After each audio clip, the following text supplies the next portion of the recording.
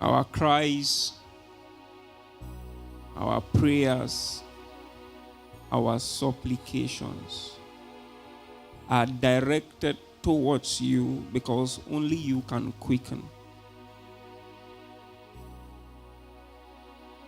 Outside of you, we are damned. Outside of you, we have no help. So we asked that our prayers will be like an oblation to you. That they will be like a sacrifice befitting of you. That you would look upon us and that you will show us your favor. Now you have called us that we might navigate into that city that you have built with your hand. We ask, O God, that you would help us and cause that the least in our company will become as strong as David. Thank you. In Jesus' precious name we have prayed. Let's turn our Bibles to Psalms 87.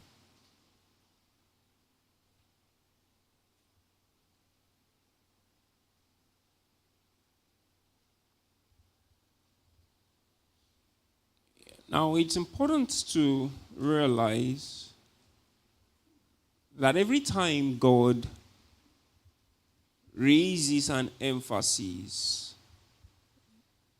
in our midst, it is to the intent that we take it seriously. Because having established the fact that the Lord God does not do anything he does not reveal to his servants, the prophets, the implication being that if the Lord is revealing an emphasis, then it means that that is going to be the direction of his activity. If you know how to hear God, and if you know how to trace or pick the speakings of God, you will not be in the dark about the direction in which God is moving. Are you with me? The reason is because the God of heaven, his works and his words are not distinct. The works of God are contained in his words.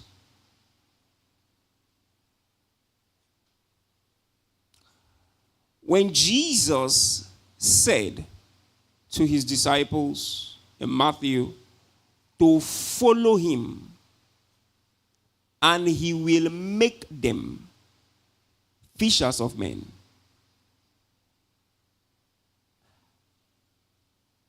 Now, talk to me. Do you think that at the end of the day, these guys became fishers of men?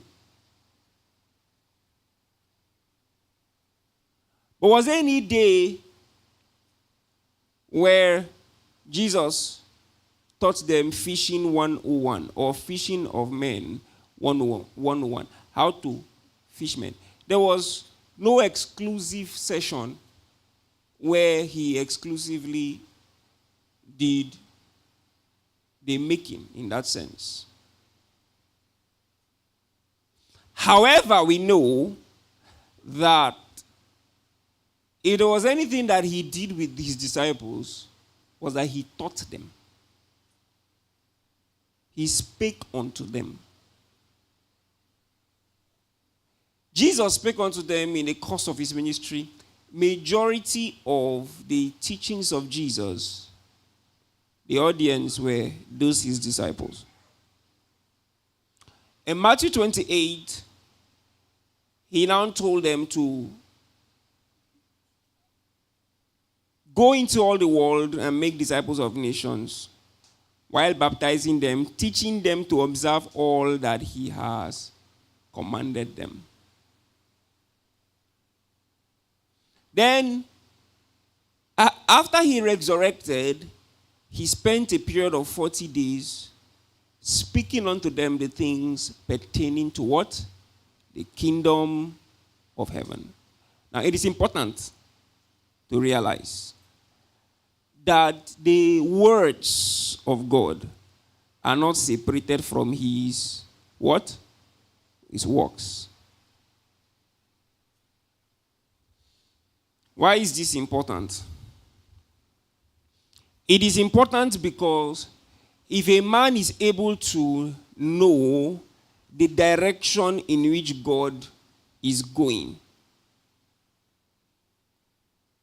the only way he could gain access to that knowledge was by simply paying attention to the speakings of God.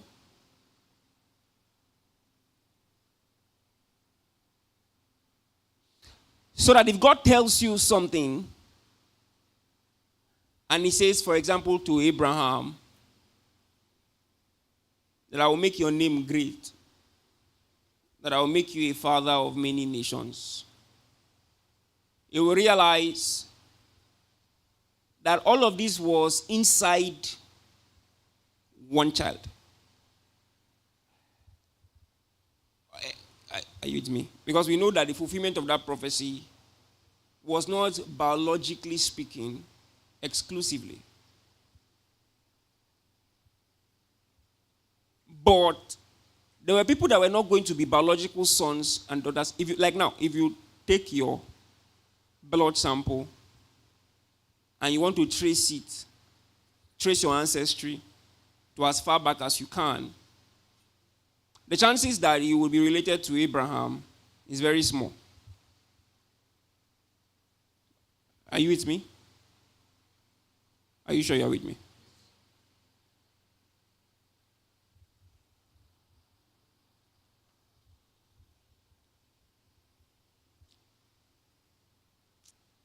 However, you and I claim to be children of Abraham. Okay, let's say there is a chance that we are connected to Abraham biologically. When Paul was writing in Romans to the people in Rome, it was clear that these guys were Gentiles. There was no relationship between them. And because that was the Greco-Roman world, if you were going to trace those guys backward, you're going to go far away from Abraham. You go into Babylon. Are you getting what I'm saying? Yet, Paul calls them children of Abraham.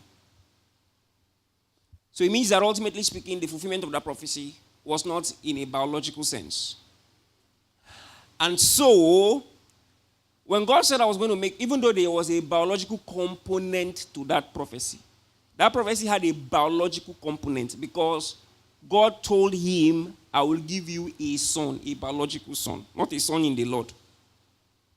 But that son was going to be the gate by which so many other people who are not connected to you, because he said that it is through you that all the families of the earth will be what?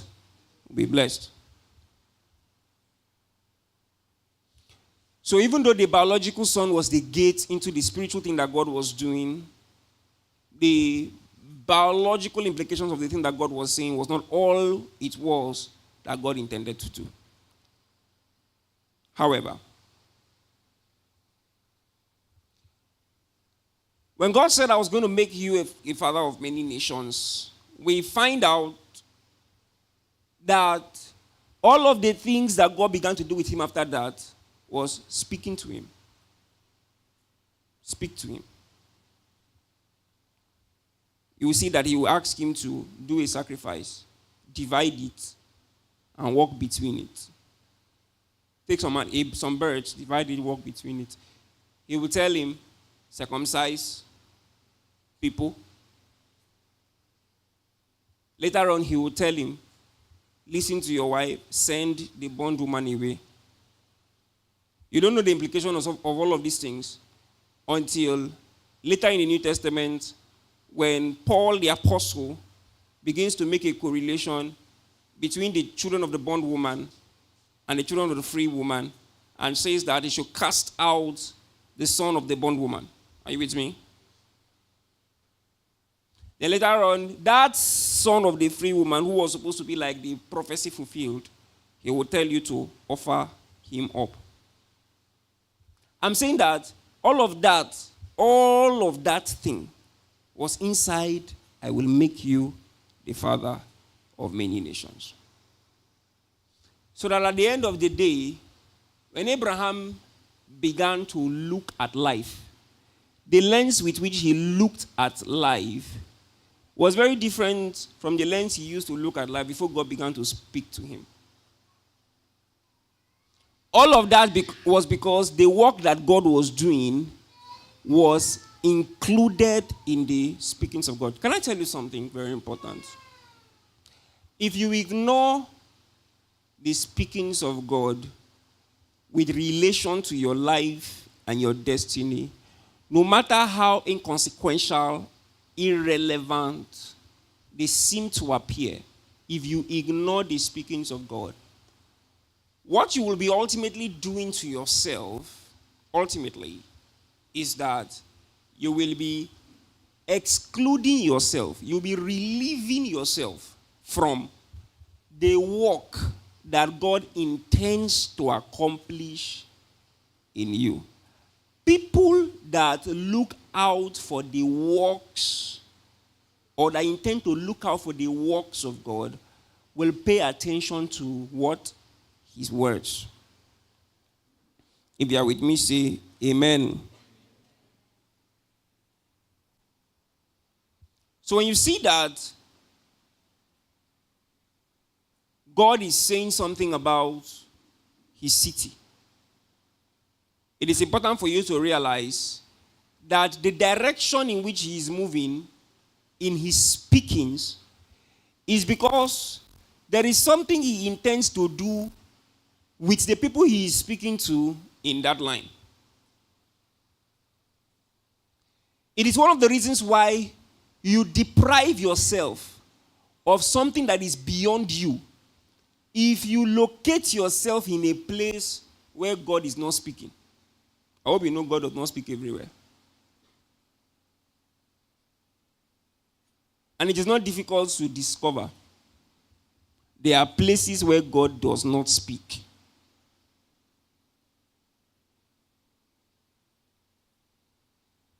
And you know enough to know, but at least by now, that the identification of his sheep is their ability to hear him. But beyond hearing him, it is also their willingness to respond to him.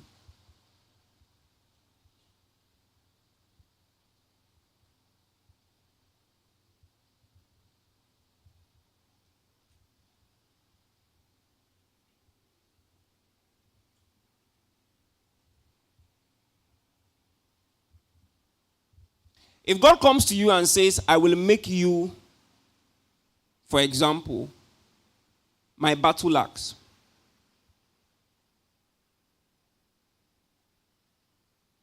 you will actually be thinking that maybe he will throw you into a place of so much wars. But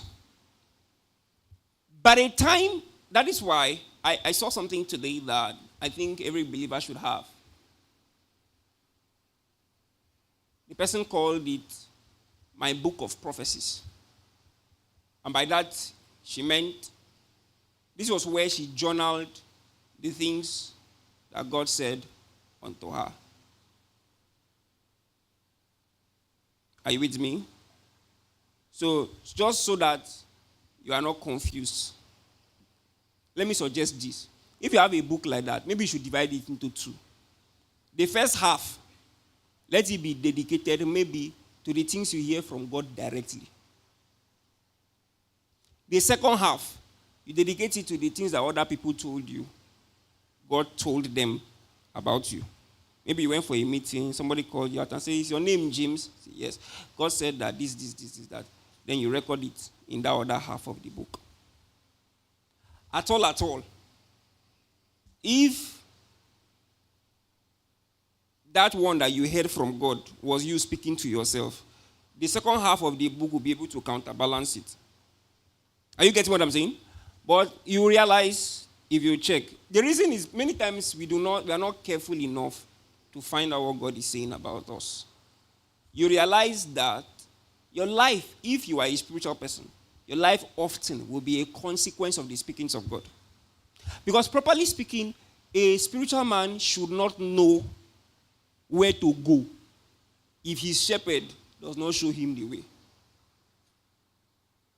I know some of you already have plans. After you finish this, your NYSC now, you want to go abroad. You already know the country. You already know the school that you will apply to. And you arrive at all of this without praying. That is how to be properly carnal. And to be carnal does not mean you are a sinner. It just means that you are carnal. Are you getting what I'm saying? Are you with me?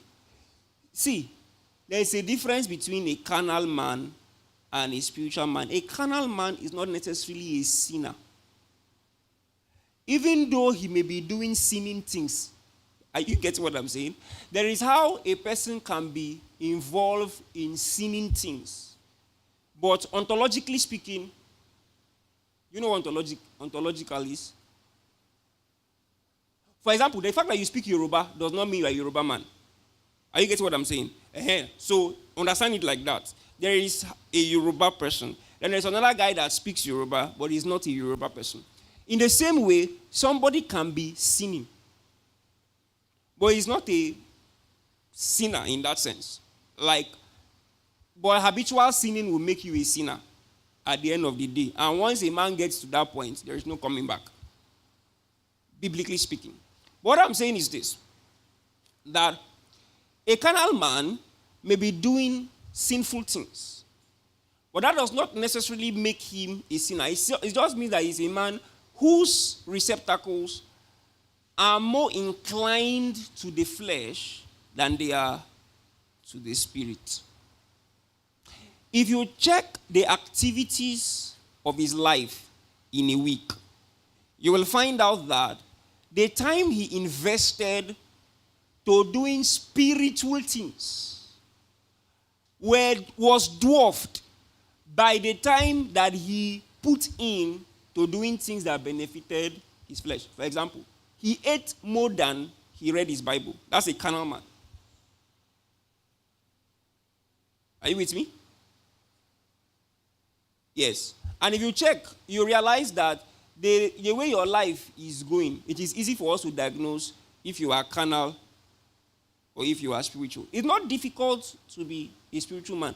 It just means that even though if you are a spiritual man, there are chances that you will be weird amongst people is high because most people are carnal, even in the church. So he eats natural food more than he is interested in getting the bread from heaven. That guy is a carnal person. And you see, the idea of the spiritual life is that for your spiritual life to properly flourish, you would have to be perpetually connected to the life in the spirit. And this thing is not hard. If you starve yourself of spiritual food, you will be lean. Paul uses the analogy of bodily exercise. I hope you know it is easy to know a guy who exercises from a guy who does not on a consistent basis. If a guy frequents the gym, let's say 5 times in a week, even if it is for 1 hour, the impact of that activity on his body will be clear as opposed to a person who does not know where the gym is and eats fufu by 9 p.m. every night. Now, in the same way, if a man gives himself to exercising himself in godliness, so every night he prays, There is the normal prayer that he does. Then there is the other one he uses for pastime. He goes around hunting for prayer requests so that his prayer altar can be bubbling with activities. That guy will find out that in the long run, his spiritual senses will become more alert. Are you getting what I'm saying? There are certain things that the normal man would have to pray for to know that he will know instantly because his senses are alert. This is because he is giving more to the spirit than he is giving to the natural. It doesn't necessarily make him weird. It doesn't necessarily make him weird. And there are very many things that can make you a carnal man easily. Very easily. So, the spiritual man is the one who depends on the voice of the Lord for direction. God is to direct him. He doesn't know. He is completely clueless about his life, removed from the direction of God. So I was talking about your book of prophecies. If you have that thing, and you check, okay, this is what God told me.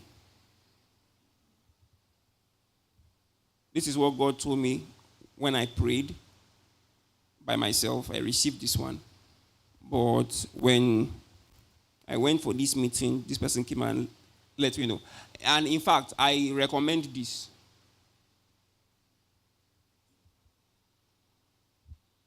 Don't keep friends that don't pray. At the very least, your friends should be people of prayer. If you are struggling with prayer, don't go and keep friends that your prayer life is more than their own. You are struggling. You know, it's how to know somebody that is struggling. You only prays on his birthday. That kind of person. That is only when he comes to church on Sunday that he gets to pray. That guy is struggling.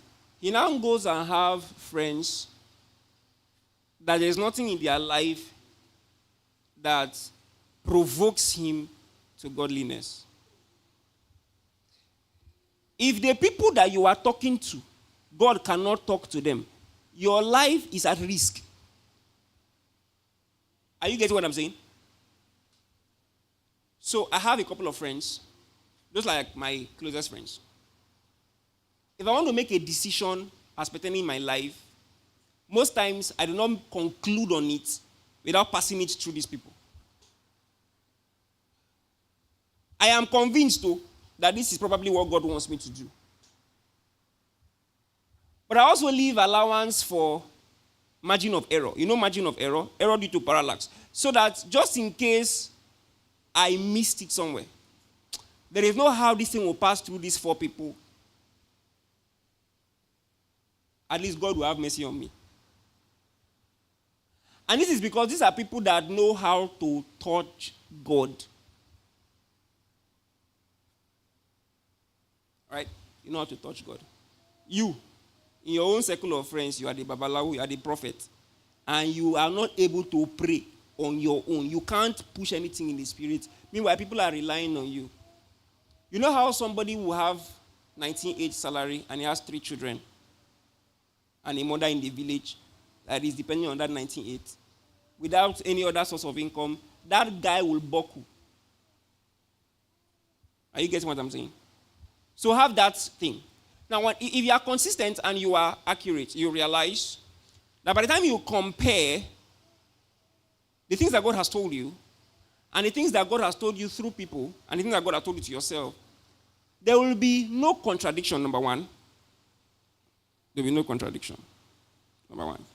Number two, there will be a sort of complementary activity. You will see that what God is saying, what God said to you, he repeated it, because part of the thing about the speaking of God is that they are universal.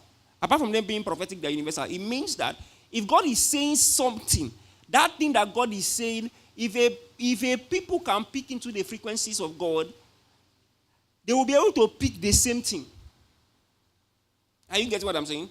It is why during the elections, for me, it was easy to know people that were not hearing God.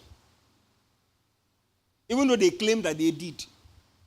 It was obvious, and I said it here many times. This guy will not win. You people should stop. It's not because it's not God's will. Are you getting what I'm saying? And for those of, it's just that during those teachings, I instructed for them not to be recorded or on instruction in any case. But the point is, it is simple for you to know people that do not hear God, simply because when God speaks, God does not speak exclusively in the sense that it's only one person in the realm that heard this thing that he said. God speaks in the congregation of the mighty. You know the congregation of the mighty? That's where divine ordinances and judgments are passed.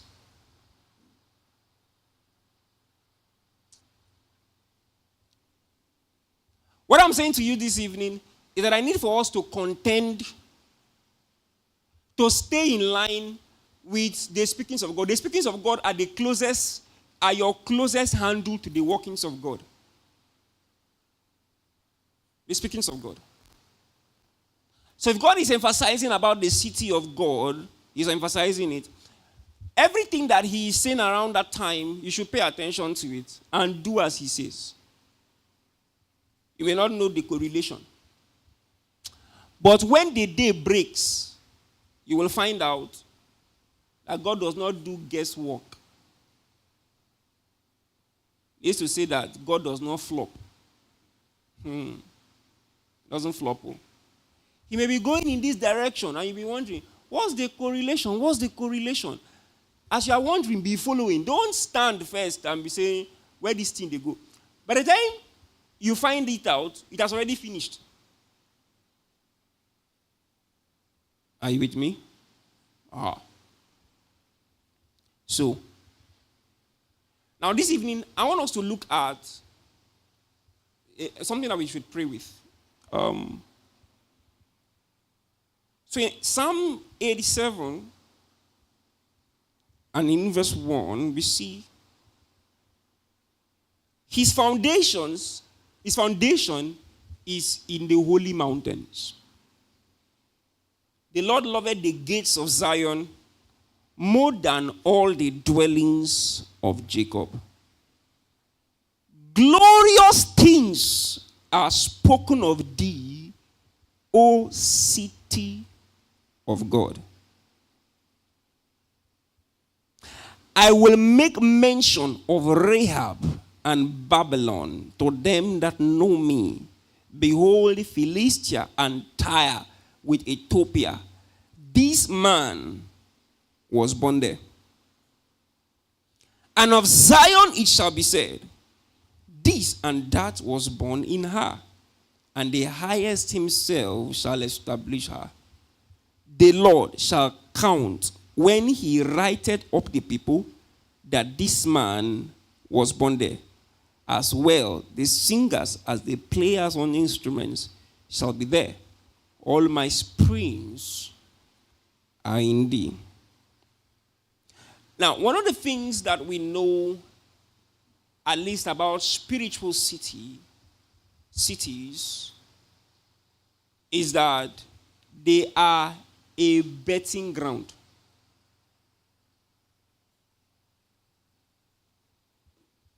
They are a place where life is received.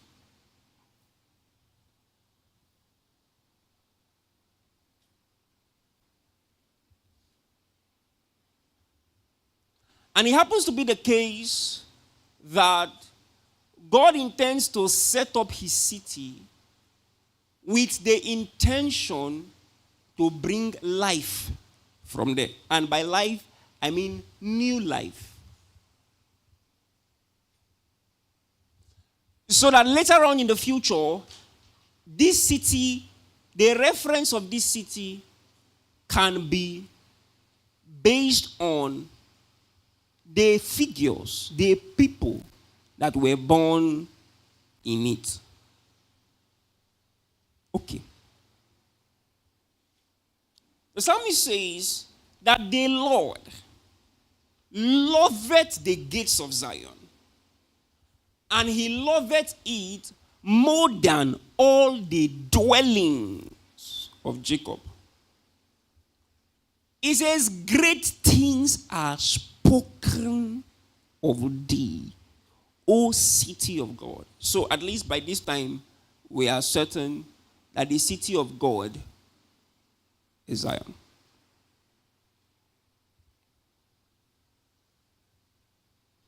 Great things are spoken of thee. Now, what are the great things that are spoken of thee? Because for you to properly understand the thing that is in the mind of God. Meanwhile, there is a teaching I started on Sunday that I will pick back up when I have the opportunity to do that. So, it's not that I have forgotten it, okay? But let's pick up the prayer that is here. Great things are spoken of thee. Or glorious things are spoken of thee. Glorious things are spoken of thee, O city of God. I will make mention of Rahab and Babylon to them that know me. Behold, Philistia and Tyre with Ethiopia. This man was born there. So there are other installations that are different from the installations or the city that God is building. There is Babylon, Tyre, there is Philistia, there is Rahab, as is described here, right? And then there is Ethiopia. And the thing that all of these have in common is that they were also betting places. So it seems as if there were certain people that were notable in their life and in their living. And what made them notable, or because they were notable, they could be traced to the city of their birth. But then it happens to be the case that factored into the intention of God is the plan to make a city for himself where people can be born.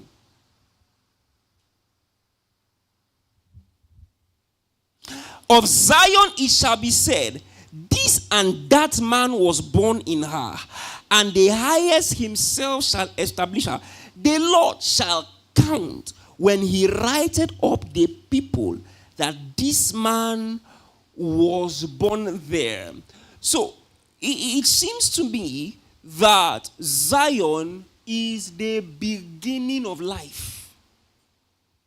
That the people that, you see, you need to understand, part of the things that were factored into the prophecy of the Messiah, as trivial as it seems to be, in fact, even the prophecy itself admitted that it was trivial. The city in which he was born, or the village in which he was born, was prophesied. Said of Bethlehem Ephrata, art thou not the smallest amongst your companions? But out of thee shall come him whose goings is from everlasting. So the prophecy itself admitted that the Bethlehem Ephrata, this Bethlehem itself is insignificant. It's a small village. It's a very small village. But as small as this village is, God has ordained it in such a way that this man would be born there. It means that it is also divine. It's also part of the divine design that factored into the architecture of the city of God. In the city of God, there is a maternity department whereby it is part of the plan of God that great men first will spring out of Zion. And this is in Psalm 110. When you find out that the part of the plan of God for the restoration of the kingdom to his son, right? The Lord said to my Lord, sit at my right hand until I make your enemies your footstool. The plan was that he will send the rod of his strength out of Zion. So it means that Zion is also a production factory, a place where great men will come out of. And by the time these great men come out of there, by the time their life is traced, by the time their activities are being traced, the testimony that God intends to display through them is that this man was born in Zion. Now, the implication of this for you and I is that the city of God is the place of beginnings with regards to the people of God. The city of God is the place of beginnings with regards to the people of God. Every believer that is on track with the present revelation position of the Spirit should be able to trace his trajectory from a certain point of an encounter. Are you getting what I'm saying? Before you were born, when you were born rather, there was who you are. The day that you stepped into your prophetic destiny was the day you began to move in the right direction. Now, that day was the day that you were born in Zion. It was the day that, and of course, there is the physical implication of this, which is as per the day that the man says yes to the Lord and he is conscripted into God's divine army, is the day he became born again. But beyond that, the spiritual experiences and disclosures or revelations that a man gets to come into that are important in setting his life on the right track, those are the things that change his identity. Yesterday we were talking about Jacob. It was yesterday that we were talking about Jacob. And we found out something very interesting. That God, I hope you remember that by the time Jacob was coming from Laban's house, his father and his mother were still alive. You remember that? Are you with me? Isaac, that was in a hurry to bless, thinking that he would die in the morning, still had at least 20 years ahead of him. Before Jacob left the house, his mother told him, I have heard that your brother wants to take your life. Maybe if he does not see you for a while, his anger will calm down. So go to my brother's place and stay. When your brother's temper has cooled, I will send for you. Isn't that so? Jacob went. It took him 20 years before the word of the Lord came to him to start going back. In 20 years, his mother did not send for him, and he was alive, and she was alive. What does that tell you? Meanwhile, don't forget that Jacob was the favorite son of this woman. And there was no WhatsApp video call then that you'll be looking and say, Mama, don't give birth to children. No. So there was nothing like that in those days. The woman missed him, obviously.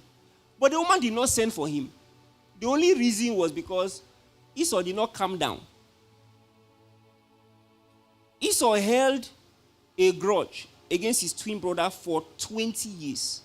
And his mother knew, if this boy sees this guy, when they told him that Jacob is coming, he gathered 400 men. You think it was welcome party he went to do?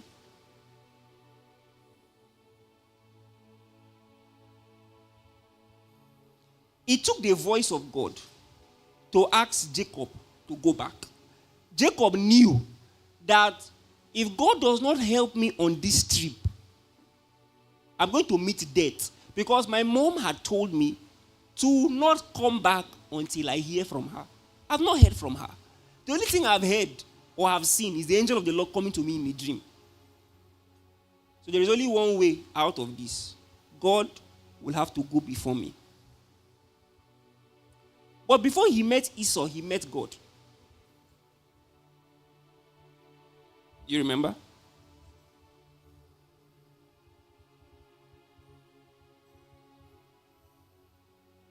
It was why when he saw Esau, he said to him, it is as if I have seen the face of God.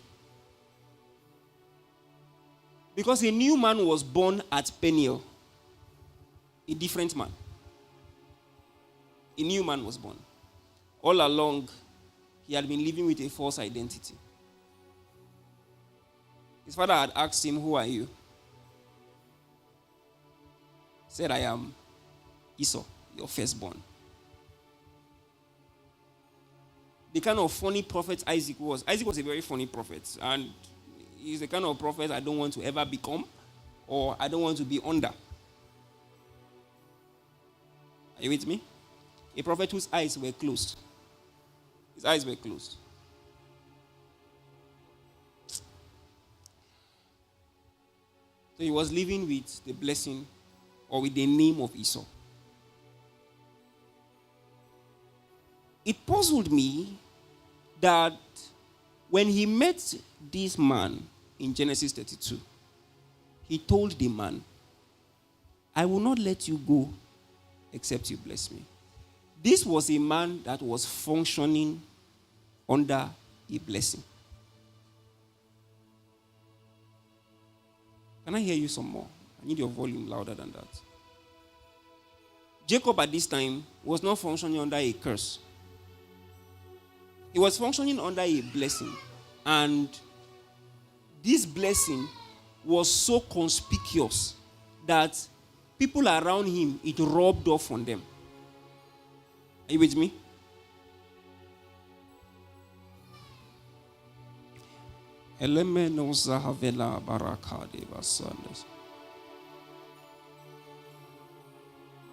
Lot was blessed simply because he associated with Abraham. That was how contagious the blessing was. So for you to know that what this man had was correct, where he was, it prospered.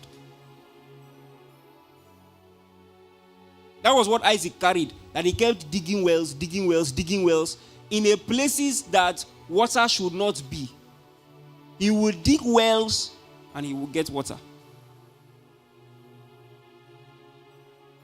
It was the same thing that Joseph carried, that everywhere he went to, it was living deposits. I'm telling you that Jacob was blessed. When he was crossing that ford with his walking stick, he was a blessed man. He was a blessed man. It manifested when he came to the house of Laban. It became obvious. It became so obvious that Laban had to go and check. Because the way that I've been increasing in leaps and bounds is not normal.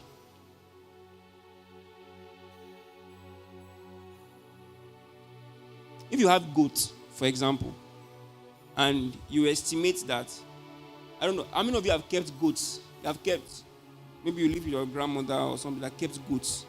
What's the production rate of goats? Like 2 kids in a cycle. Okay, so let's assume like 2 kids in a cycle. And you see one goat giving birth like a pig. You know how pigs give birth? It's not normal. You didn't use any enhancers. And why are these goats multiplying like this? So the man went to go and check. Because more goats meant more money. Have you gone to price goats recently? When he went to check, they told him that guy is the reason. So the guy now looked for a way to keep him longer in his house. The man was with him. He increased. Jacob was increasing. Laban was increasing. The man had 12 children. That's increase. This was the same guy who was being surrounded by so much blessing. When he was coming back from that covenant that he cut with Laban, where they said that none of them will cross this other pillar or that other pillar to do harm to the other person, right? when he was coming back as a nation. As a nation. This was the person that met with the angel of God and told him, bless me. My question to him is that, what exactly do you want again? There are so many of us that will not be as rich as Jacob was in our lifetime. So it means that the fact that a man has no material substance is not by itself an indication that the blessing of God is not on that man. Are you getting what I'm saying? Are you with me? The day the blessing was pronounced on Jacob, Jacob was blessed. Even though all he had was a walking stick, he was blessed. And I need to make a point clear to you that, listen to me. Once the blessing of God is upon you, you will now have to lay your hands on something. Are you getting me? Once the blessing of God is upon you, you will now have to lay your hands on something. It is whatsoever your hand touches that will prosper. So your hand has to touch something. It does not matter how little it is. If the blessing is on it, if the blessing of God is on you, that little will so exponentially increase that the only explanation people will have to, because we could see that there were instances where people existed before the blessed man came in, how things were before he came, how things were when he came. If you are blessed, don't be idling around. Touch something. Touch it. That's your little peanut that you are waking up to fry in the evening. If that is what you are touching, and the blessing of God is on you, I hope you know it is small money that brings big money. I hope you know. All God needs to do is to multiply the little that you have. Okay. Let's assume that the young man who had 5 loaves of bread and 2 fishes wanted to sell those things. Jesus had the capacity for him to sell that to 5,000 men. Isn't that so? All he did was to bless it. And 5 loaves of bread and 2 fishes could feed 5,000. So that thing that you have may be very small, but give it to Jesus. Let him place his blessing on it. And then you will see multiplication par excellence. So I'm saying that while all he had was a walking stick, the man was blessed. When he was coming back, he now had more than a walking stick. He had 12 children, he had all kinds of things. And he was now demanding for a blessing. So my question to him then would have been, what else do you want?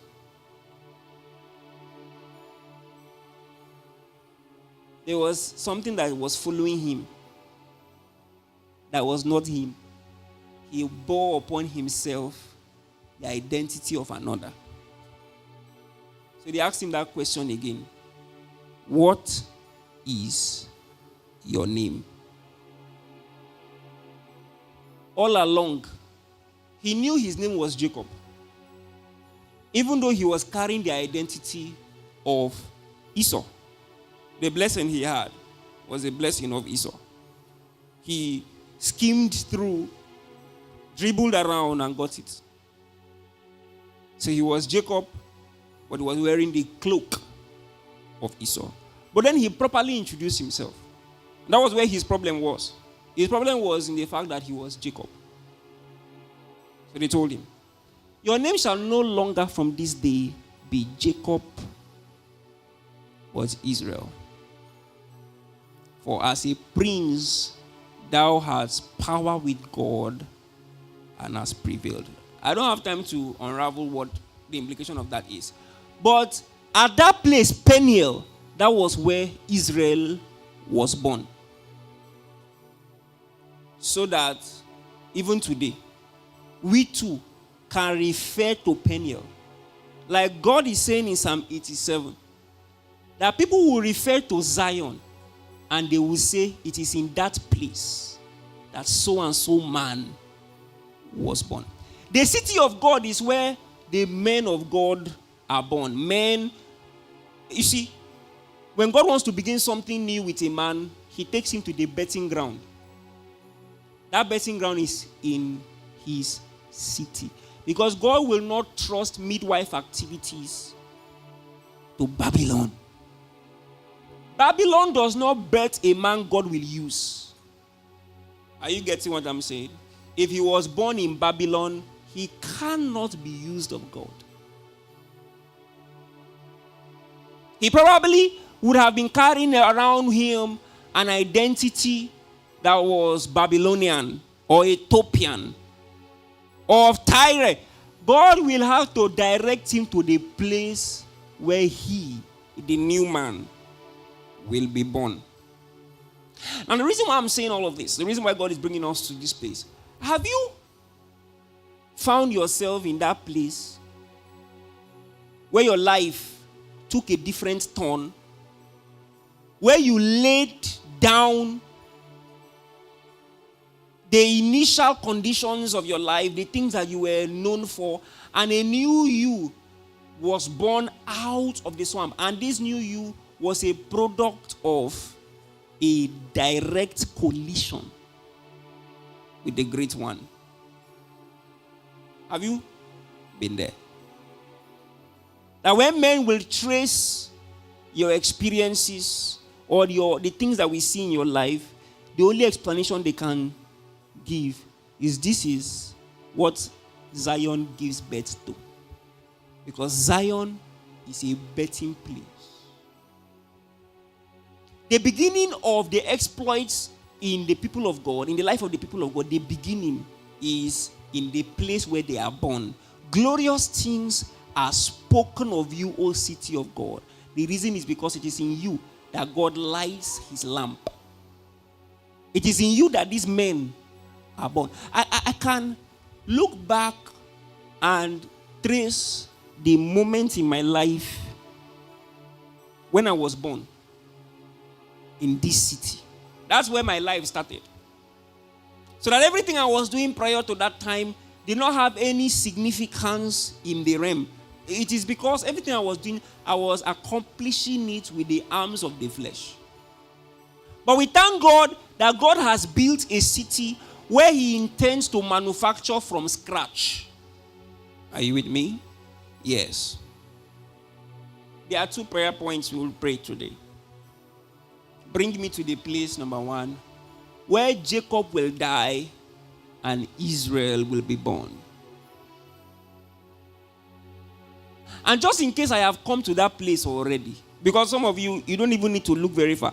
Just in case you are here or you are hearing me at this time, you do not have anything with God. You have just been living your life normally. God has not called your attention, has never called your attention to anything that he wants to do with your life. Friend, you may be functioning with a blessing that is just generic, but that thing will never find its full expression until by his voice he directs you to the place where he will collide with you, where your old identity will die. The things that used to be normal to you, he will put it to the sword, and then a new person will be born. You will now realize that there is so much that lies ahead of you that God intends to accomplish by your life, that this your present identity is not able to contain. And so he will first change your identity. That is how a man is born. So that by the time that people will begin to ask you, how did you become a person like this? You will refer them to Zion. You say, in this place was I born. These days, we can travel in the spirits to the pilgrimage at Peniel. And then he will show us the marks, the place where he contended with Jacob and a new man was born there. The man that went there was okay physically. He walked with his 2 legs. But when he came out of that place, he began to limp. And he limped for the rest of his life. It was because he encountered the great spirit there. And that great spirit was responsible for a betting that will redirect the rest of his life, so that decades later, he will turn back on that day where he met him. Even though that was not the first time that he had met with God. But on this day, he came to the city of God, the place where men are born. Zion is a betting ground. Every man is known for his encounters. But there is a place where God begins with a man. He puts his former identity to the sword. Say, there was this man born. The labafara na sabonaka. Fico broso felebrante se felabraha de sabone kababo. Jebreke vendera bonse brende vacambo rosila.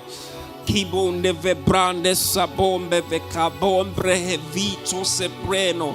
Milo, remampakim vegetai, zabo kevele brosebele, akomile vadabai, goze bende kabarante kapabo, zinde gedinde babo, bredeventas kabonevana, akombrege vila barakando, arose vila baranke tebe, gorodonze vida, brete bembe bobaba, akombre de semve de baba, jegede bele, zili mamele,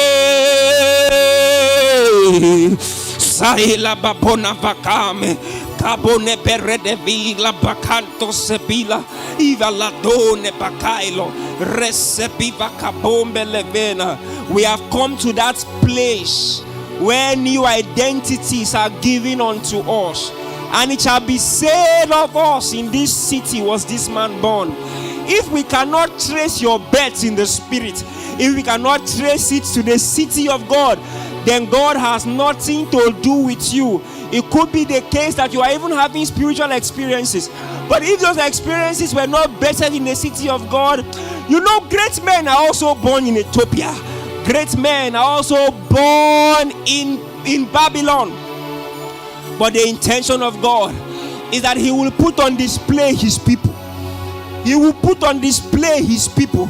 Zaika Mona, Vresebila. And we can trace their lineage to Zion, the city of God.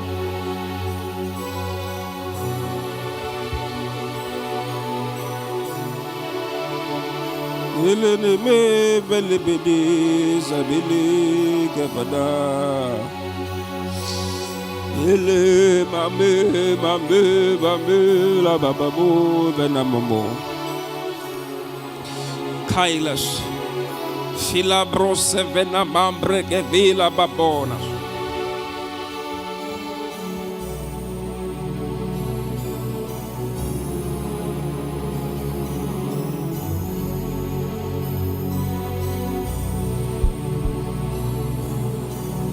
We have come to that city. Can you ask Him this evening? I want to touch your face.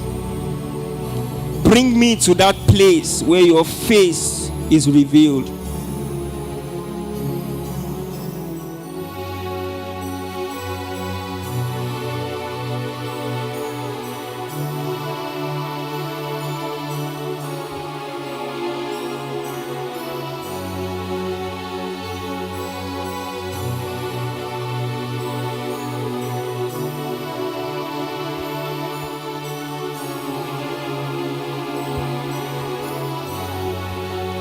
Jiligidi gamamo saile baba baba.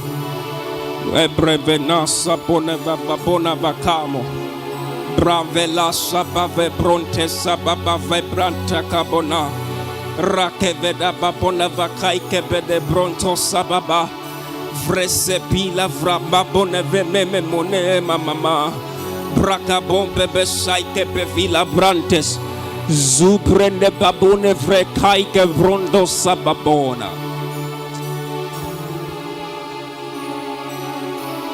Thank you.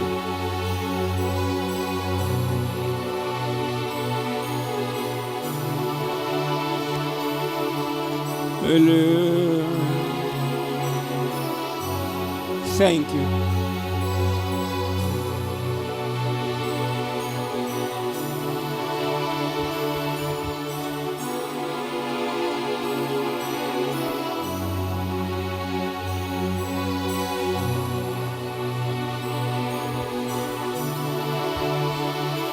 Thank you.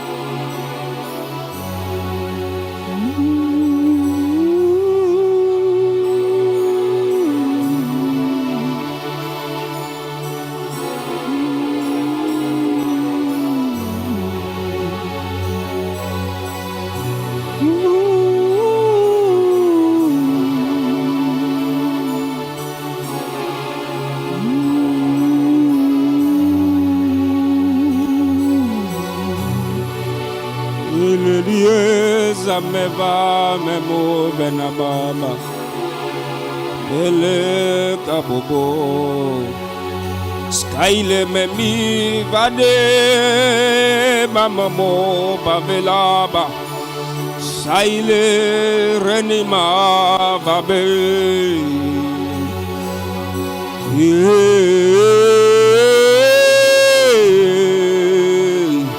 saile maile venemiza skili babebo vemame kade saile be gaile be zade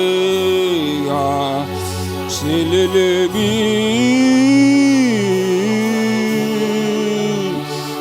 teliamie saile maile kabode aile kabove zame mamoma skaile vide saile mameno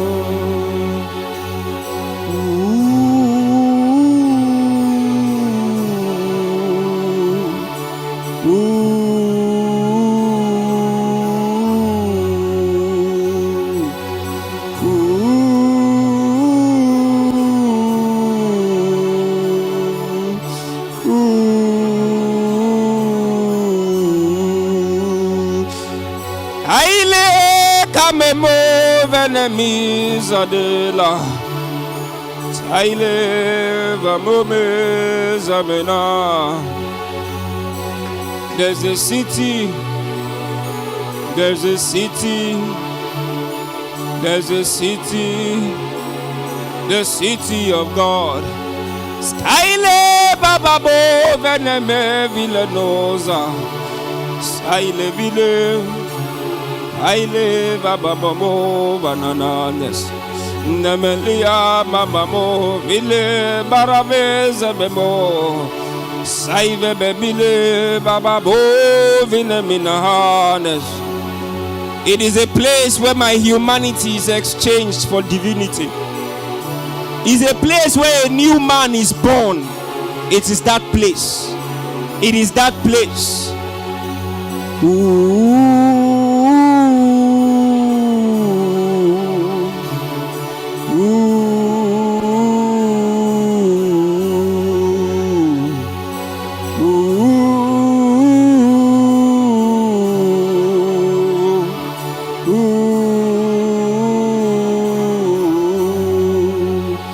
Elevini vigidi gabada benema. Skabebe de brende vina babo de beka babo bela sedea.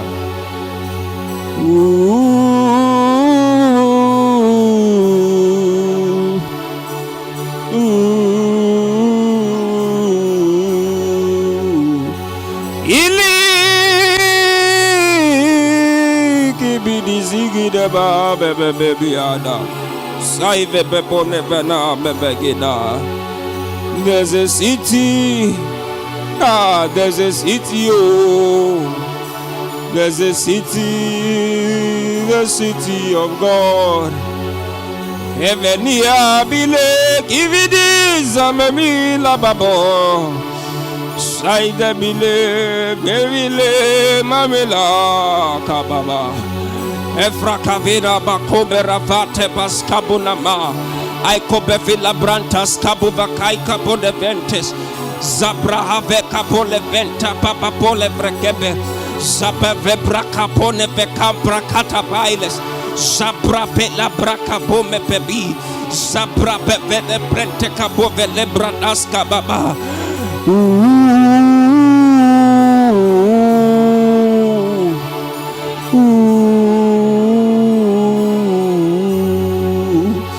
Saile ile kidibe memine zamena elemie sigidi mamelela ai kili mamemi vababo vena skyli mi mamele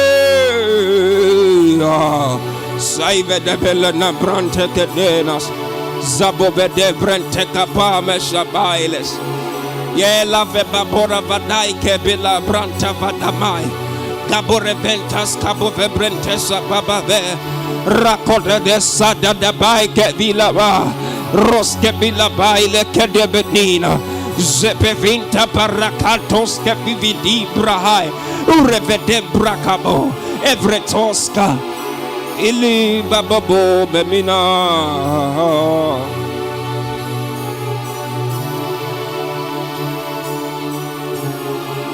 Ele zivini bili bigidi bamame kayaye kayaheme kayame. Yes, we love you, Jesus.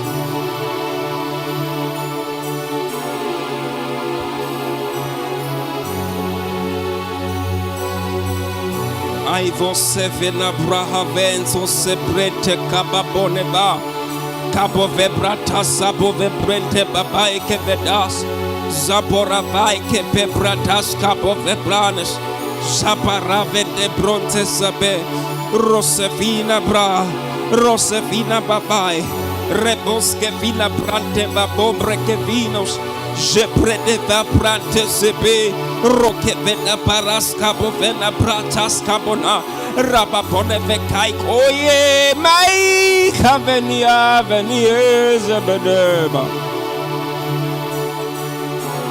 shaile vrose venema. Oh yes.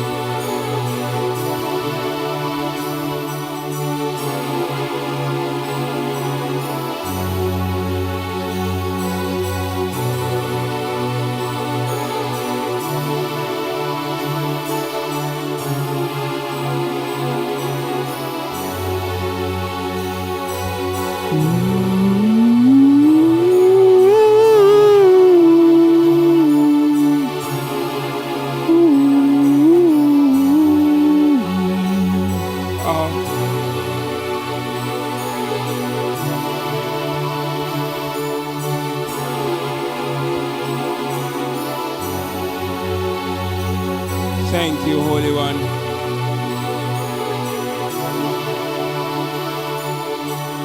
In Jesus' precious name we pray. Hear me. It's not about you. He wants to bring you to that place where you are born again. The place of encounters. It's a spiritual place. It's a spiritual place. That's why no matter how hard you try to find it in the flesh, you won't see it. His voice has to lead you there. There is a path which no fowl knoweth. That path is a path that you can only find by his voice. And I pray for you even this evening that he will bring you to the betting ground. Oh, you didn't believe that. I pray for you that he will bring you to the betting ground. It will be said of you, this man was born in Zion. Yes. This one, his journey began in Zion.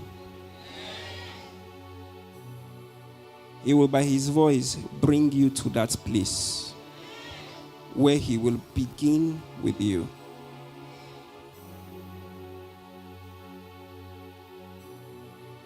Ten years ago, the Lord led us to host a meeting. Some 10 years ago.